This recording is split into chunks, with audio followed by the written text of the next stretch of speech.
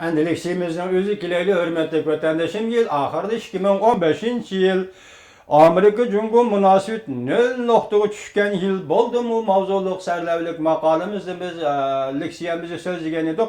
Biroq sizlar avazı anlayamağanlığınlar üçün ben bunu qayta sözleymen çünkü ben bu makalını üzem muhim makale yoki muhim xabarda qarag'anligim uchun qayta yana sizlarga so'zlab turman vatandaşım. Meni kechiringlar. Bu xabar 12 ayning 20 12 ayının 25. günü Amerika Ovozinin Xitoy Tel programmasida e'lon qilindi. 24. günü xabar mundaq başlandı.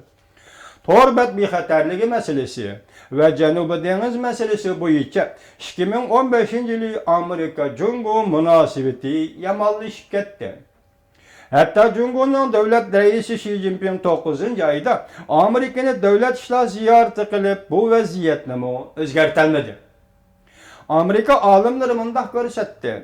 Amerika Cumhur münasibeti 2015 yılı 0 noktaya kelib qoldi. Washingtonda bazı kişiler 30 yıldan beri Amerika'nın Cumhur qaratgan Cumhur bilan uchrashuv siyasi yoki Cumhur siyaseti Amerika Qo'shma Shtatlarının 30 yıldan beri uchrashuv siyasi. Bu önemga erişdi mi yok? Bu siyasetni yana davomlashtirishimiz kerak mi yok?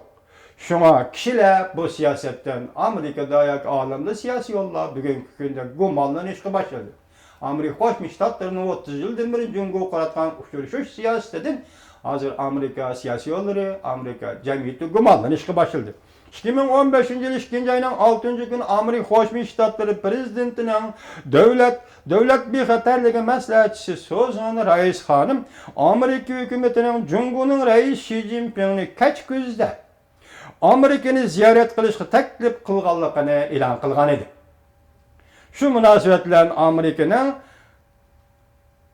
Qo'shma Shtatlarının Cumhurning raisi Xi Jinpingni Amerika'ni ziyaret qilishga taklif qilganligi tashqari dunyodikilar mundaq tushundirdi.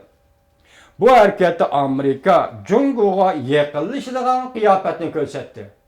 Demek ay 7, ay 8 ay burun Xi Jinping'in Amerika'nı ziyaret qilishini e'lon qilganligidan tashqari dunyodikilar bu qiyofat yoki bu holat Amerika Qo'shma Shtatlarining Cumhurga yaqinlashadigan qiyofatini ko'rsatdi deyishgan edi. Bu ziyaret Xi Jinping hokimiyat beshiga kelgandan keyingi tunji ziyaret, tunji davlat ishlar ziyarati bo'lib hisoblanadi.